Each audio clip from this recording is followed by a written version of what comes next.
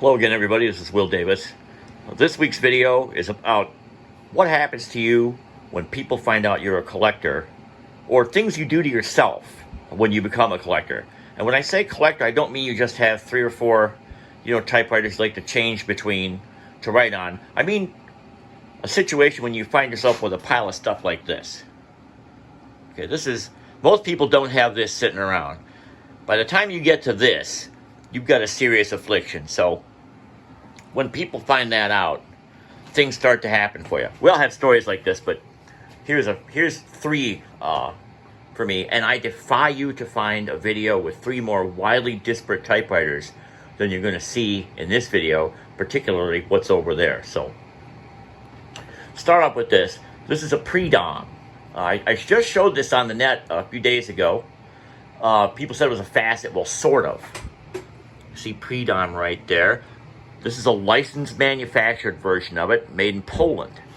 So go up here, see here. Pre-dom Luznik, I'm sure I'm mispronouncing that, but I'm an American, so that's okay. Manufactured in Radom, it's actually the General Walter Metalworks, model 1012, and a date of 82. This actually has had a very short manual where you can see the different models of it. This is a 1012, so it's in here.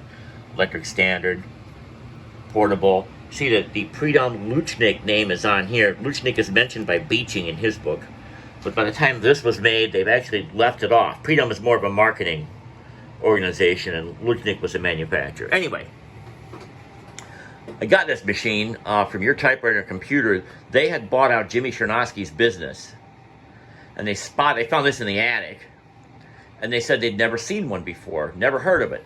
So they cleaned it up and asked if I wanted to buy it. And I said, yeah, absolutely, I'll buy it. I hadn't seen one before. And this typewriter really does not have any sort of a history or story in the U.S.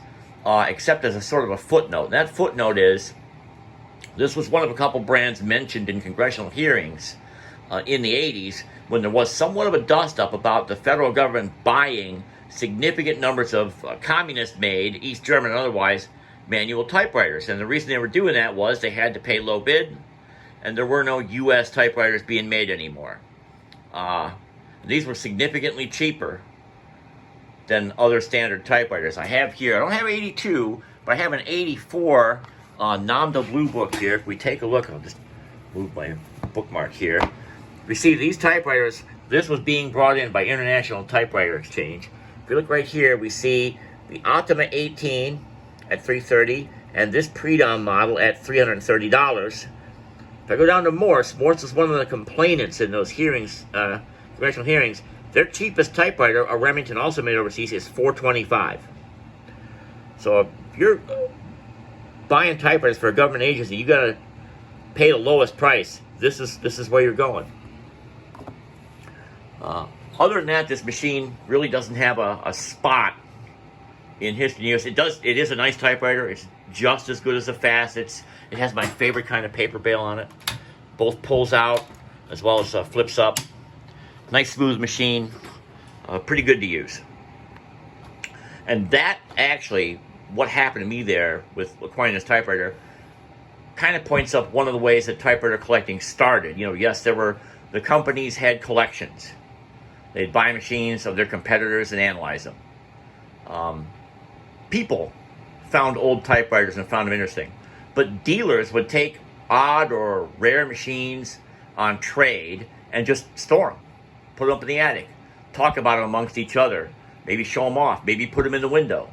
And that's one way it got started. And this is a late example of that. Newer than that is this one. This is a flying fish. Now, the only reason I have this typewriter, just bought this just came in, bought it from a very nice lady on one of the typewriter forums on Facebook. The only reason I have this is because when I found out these existed years ago, I couldn't get one. And the collector in me said, that kills me. So when this became available, I didn't pay much for it. I paid a decent price for it. It was well shipped. And now I can take a look inside and figure out exactly what this is a copy of, how well it's made. Haven't really had a chance to look through it yet. It's just been unpacked. So that's a story of one of those one that got away things made good.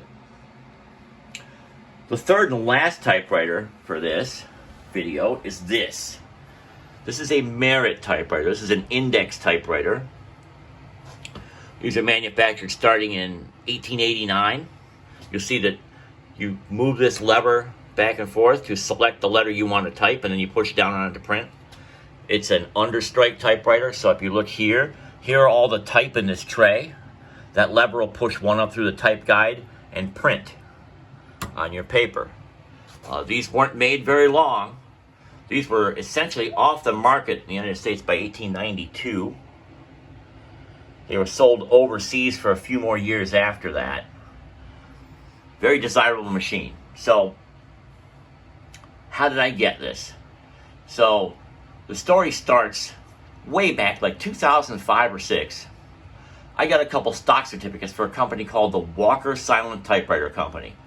So if we go over here, we're going to go back to this machine so we can just demonstrate. So this company was formed around 1921, and what they wanted to do was this. They wanted a completely silent typewriter, and the concept was more like a key set rotary printing press. So what the Walker Silent Typewriter is going to do is going to be a set of dials inside the typewriter, one after another, one for every space on a sheet of paper. So the idea was, for the first space over there, you'd hit A, let's say. That wheel would rotate to the A position. Let's say the next one is T. You hit T, and somehow it indexes the next wheel to T, right? All the way across to form a line of print. When you, and I don't know what they were going to finally do when you pull a print lever or turn a crank or hit return. It was not electrified, whatever. The bank of dials, now set with a complete line of text, would raise, hit the platen, print that line, and then return and reset. I think any of you out there with any mechanical knowledge know that that was never going to work. Okay, not at the dimensions you need for the print in a typewriter, not without electricity, just not going to work. And the company failed. So I wrote an article on Walker Silent Typewriter for Etc. in 2006, and then nothing happened for a while. About 9 years later, almost 10 years later, I think, I was contacted by a collector, good friend. He's now out of the hobby, who asked if I wanted to sell the certificates. I said, well, I never really thought about it, but not really. And he said, well, would you trade? I said, okay. So he offered me a typewriter, and like any good collector, he lowballed, right? So I said no, and then finally said no again, no again.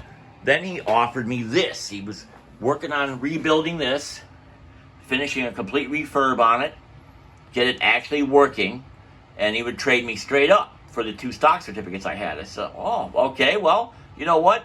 I'll do it. So the trade actually happened at Herman's. I want to say that the trade was at the end of 2015, in fall 2015. Because 2016 I wrote a large article on this for the Davis Typewriters Works blog. Now, interestingly enough, fast forward to last year.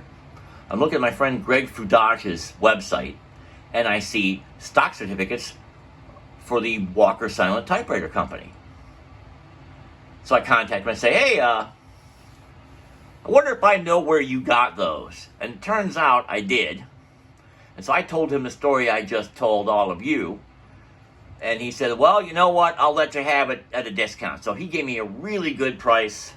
And guess what? I ended up with one of those certificates back. And if we look, that's the outside. We open it up here. Walker Silent Typewriter Company. 22nd August 1921. So this no hardware has ever been found that this company made. No patent model, nothing else. A couple mentions in trade paper, but absolutely no hardware. So anyway, somehow, after all these years, from 2005 or so till now, I ended up with both. Anyway, that's our video for this week. I am thinking, here's a couple housekeeping notes. First of all, I am not farming comments. I think that's embarrassing when YouTubers do that. But if you ask me questions in the comments, I will try to answer them. Not how do I set the margins on a Hermes 3000, but questions more for the nature of this channel. Also, I've been thinking about starting another weekly video or possibly podcast that's more talking about current affairs in collecting or other rambling stories that aren't these sort of presentations for every week. I'm not sure exactly how to present that. And finally, one other thing, I did record an Austin Typewriter Inc. podcast. David Torres and Everett Henderson. Fantastic experience. Really looking forward to that being published and doing more. Those guys couldn't have been more gracious hosts. And I really appreciated the experience. So look for that coming out soon. Anyway, I'll either see you down in the comments or in the next video.